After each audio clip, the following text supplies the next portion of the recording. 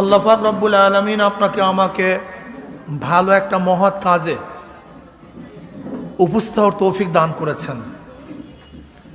যেহেতু দীর্ঘক্ষণ পর্যন্ত বক্তব্য শুনছেন, ধৈর্য হারা হয়ে গেছেন, আর বক্তব্য দেওয়ার কিছু নেই, আমি শুধু দুই একটা কথা বলব।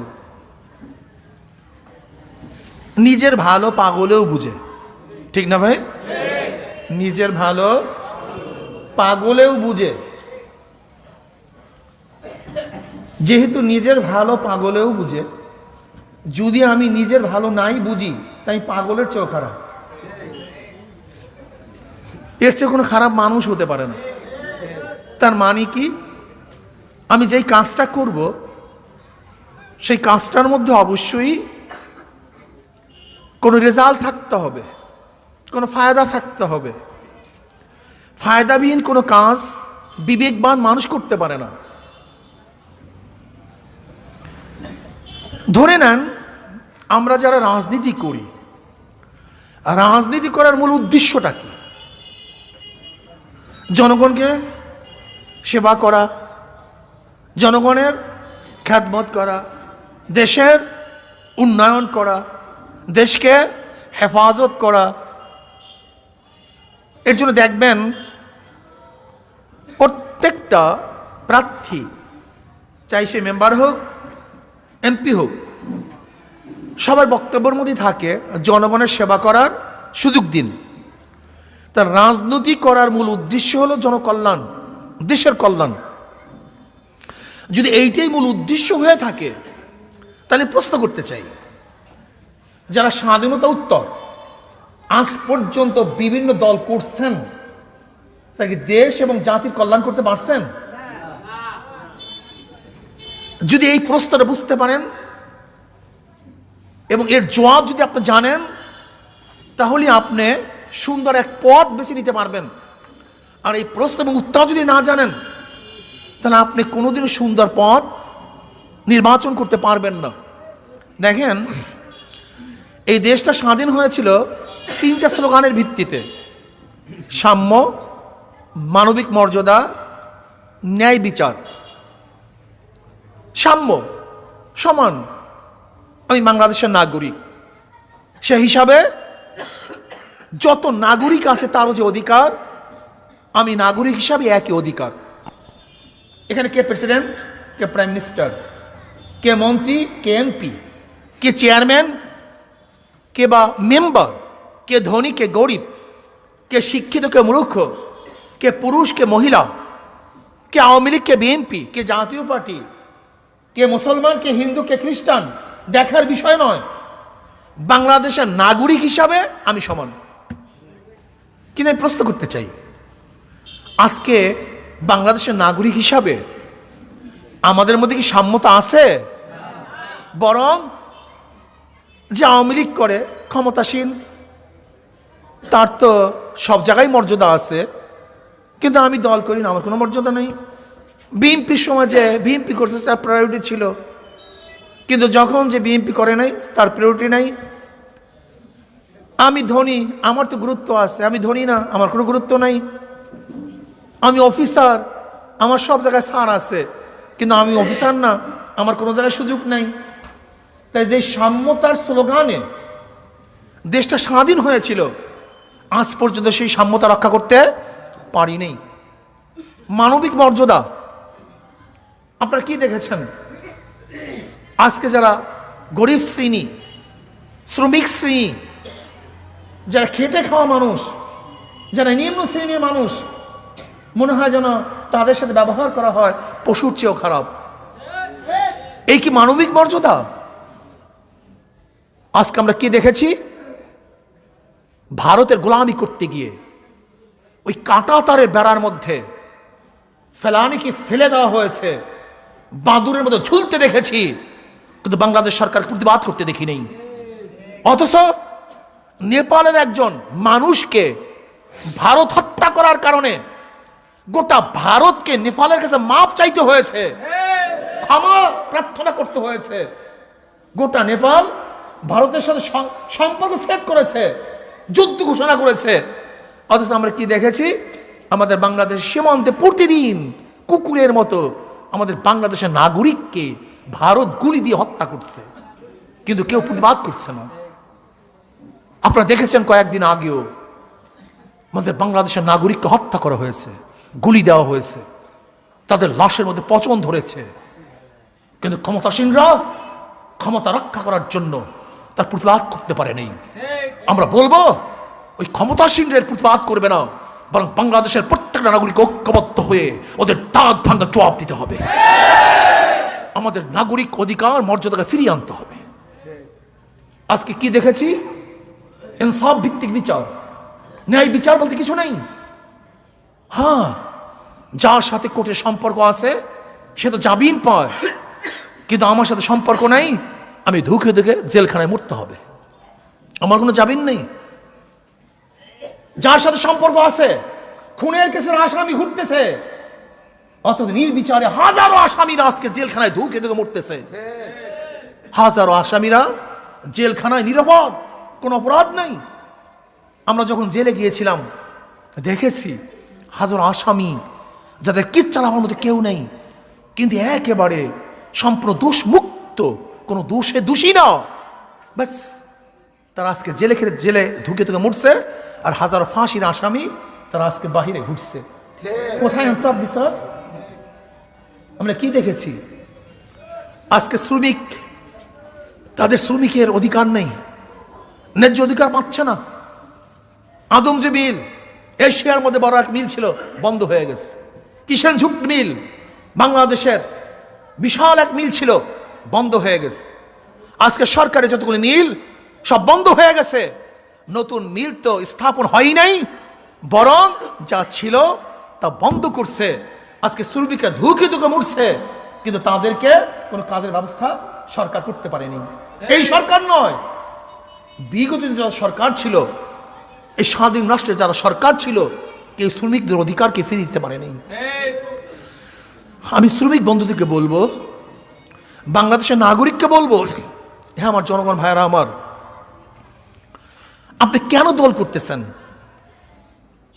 আজকে সাম্যতা নাই, মানবিক মর্যাদা নাই, এবং ইনসাফ ভিত্তিক কোনো বিচার নাই। তাহলে দুনিয়াতে যেই কারণে দল করছেন সেখানে ব্যর্থ হয়েছেন, সেখানেও ব্যর্থ হয়েছেন। আর কবরে অবস্থা কি হবে? কবরের অবস্থা কি হবে আমাকে বলেন। আজকে আপনি দেখেছেন, ধরে নেন আজকে সরকার ফ্রান্সের সাথে সম্পর্ক সেট করতে বা বিরুদ্ধে বক্তব্য দিতে হয়তো রাষ্ট্রীয় বাধা থাকতে পারে, কোনো কিছু থাকতে পারে, কিন্তু এই প্রশ্ন করতে চাই, বিএনপি যখন সরকারে নেই, জাতীয় পার্টি সরকারে নেই, সে অংশীদারি, সে বিরোধী পার্টি, তাহলে বিএনপির ফ্রান্সের বিরুদ্ধে কথা বলতে আপত্তি কেন? নবী আলাইহিসসালাতু ওয়াসসালামকে অপমান করা হয়েছে, অপদস্থ করা হয়েছে, সেটা বিএনপির ব্যানারে স্লোগান দেবে না কেন? মিছিল হবে না কেন? বক্তব্য আসবে না কেন? কারণটা কোথায়? অথচ এদেশের প্রত্যেকটা বিএনপি, এদেশের প্রত্যেকটা অধিকাংশ বিএনপি, তারা বিএনপি কেন করে? প্রশ্ন করবেন, তারা ইসলামী ভাবাপন্ন, ইসলামের মূল্যবোধের সরকার বিএনপি। বিএনপি হলো এক শাল বাকলওয়ালা গাছ। শাল বাকলওয়ালা গাছ বুঝেন? যে বিভিন্ন বাকলওয়ালা যদি একটা গাছ সৃষ্টি হয়, দেখবেন এক ডালে মিষ্টি ফল, এক ডালে লম্বা ফল, এক ডালে চুকা ফল। বিভিন্ন বাকলের গাছ তো, ফল এক ডিজাইনের নয়। তাই বিএনপি হলো বিভিন্ন দল থেকে আসা বাকলা মাকড়া গাছ। এর জন্য কেউ নাস্তিক হয়, কেউ আস্তিক হয়, কেউ ভারতপন্থী হয়, কেউ আমেরিকানপন্থী হয়, কেউ চীনাপন্থী হয়, কেউ রাশিয়ানপন্থী হয়। কি কথা, সত্য না মিথ্যা? এই বিএনপির মাধ্যমে যারা দেশে সুশাসন কায়েম করতে চান, আমি ওই বন্ধুদেরকে বলবো, হে আমার বন্ধুরা, হে আমার দোস্ত, বিএনপি কি ক্ষমতায় ছিল না? কথা বলেন না কেন? তাহলে ৯৬ আসতে পারে নাই কেন? আবার 2001-এ ছিল না? তা 6 আসতে পারে নাই কেন? তারা তো ছিল ক্ষমতায়। পত্রিকায় কি দেখেছি? এত এত লুটপাট, এত এত আত্মসাৎ, এত টাকা বিদেশে পাচার করা হয়েছে, এত বিচার বহিত কাজ করা হয়েছে। যারা ক্ষমতায় ছিল, ঠিক আওয়ামী লীগের ব্যাপারে আজকে যা দেখতেছি, এত হাজার কোটি টাকা পাচার হয়ে গেছে। ফরিদপুরের এক ছাত্রলীগের সভাপতি, জেলার ছাত্রলীগের সভাপতি, পত্রিকায় কি দেখেছি? 2000 কোটি টাকা বিদেশে পাচার করেছে। 2000 কোটি টাকা, 1-2 টাকা নয়, 2000 কোটি টাকা মাত্র ছাত্রলীগের জেলা সভাপতি বিদেশে পাচার করেছে। কি ভাবতেছেন? কি ভাবতেছেন? মাত্র 13 থেকে বা 12 বা 13 থেকে এই 2000 পর্যন্ত 1.5 লক্ষ কোটি টাকা বিদেশে পাচার করেছে আওয়ামী লীগ সরকারের আমলে। 1.5 লক্ষ কোটি টাকা। 1.5 লক্ষ কোটি টাকা বুঝেন? দেশের বাজেটের সমতুল্য টাকা, দেশের বাজেটের সমতুল্য টাকা বিদেশ পাচার করেছে। অথচ রেমিটেন্স আসে কোথার থেকে? এই শ্রমিকদের মাধ্যমে। এই শ্রমিকদের মাধ্যমে যারা বিদেশে ভ্রমণ করেছেন, সফর করেছেন। আপনি কি দেখেছেন? আমাদের দেশের হাজারো শ্রমিক সেই মরুভূমির মধ্যে, রৌদ্রের মধ্যে কাজ করে, ঘাম ছুটতে থাকে, পিঠ পুড়ে ছাই হয়ে যায়। তাদের বিবি বাল বাচ্চা রেখে বাংলাদেশে তারা বিদেশ থেকে বাংলাদেশের টাকা পাঠায়। আর আমাদের দেশের সরকারি লোকেরা, ক্ষমতাসীন লোকেরা আর আমাদের দেশে সেই টাকাগুলিকে লুট করে, ডাকাতি করে বিদেশে পাঠিয়ে দেয়। আমাদের দেশের শ্রমিকরা বিদেশ থেকে আমাদের দেশে টাকা পাঠায়, আর আমাদের দেশের টাকাটা ডাকাতি করে আমাদের দেশের টাকা বিদেশে পাচার করে। এর জন্য আমি আপনাদেরকে বলবো, বিগত দিনে যারা শাসক ছিল, আজও যারা শাসক আছে, তারা ডাকাতি, চুরি, গুন্ডামির থেকে দেশকে বাঁচাতে পারে নাই, রক্ষা করতে পারে নাই। আর ধর্ষণের কথা কি বলবো? এ তো দেখছেন, আর কত দেখবেন। ইরফান সাহেব সেই ঢাকা এমপি হাজী সেলিম সাহেবের ছেলে, মাস ঘুষি মেরে SSF এর দাঁত ছুটাইয়া দিছে, আর ওনার নিচের দাঁত এখন ছুটাইয়া ফেলাইতে আস। কথাটা বুঝাতে পারিনি? এই হলো অবস্থা। লুট পাট, ডাকাতি, গুন্ডামি, বদমাশি, ছিনতাই, রাহাজানি, অস্ত্রবাজি, নেশা, খুন খারাপি, ধর্ষণ, অবিচার, যাহা কিছু আছে সব কিছু বাংলাদেশে আছে। নাই এমন কোনো জিনিস নেই। সব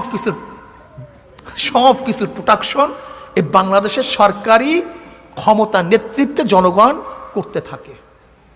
কাজী এদের পরিবর্তন করার জন্য দরকার হলো এই শ্রমিকদের, জনগণের, যারা দেশটাকে পরিবর্তন করবে, দেশটাকে সুন্দর করবে, দেশটাকে সাজাবে একজন ভালো নেতা নেতৃত্বে, ভালো আদর্শের প্রেক্ষিতে। আমি মনে করি সেই আদর্শ ইসলামী আন্দোলন বাংলাদেশ নেতা হলো পীর সাহেব চরমনাই। ঠিক না ভাই? একজন চেয়ারম্যানের কি ক্ষমতা আছে বলেন তো? কি ক্ষমতা আছে একজন চেয়ারম্যানের? কিন্তু আমরা যতদিন চরমনাই ইউনিয়নের চেয়ারম্যান,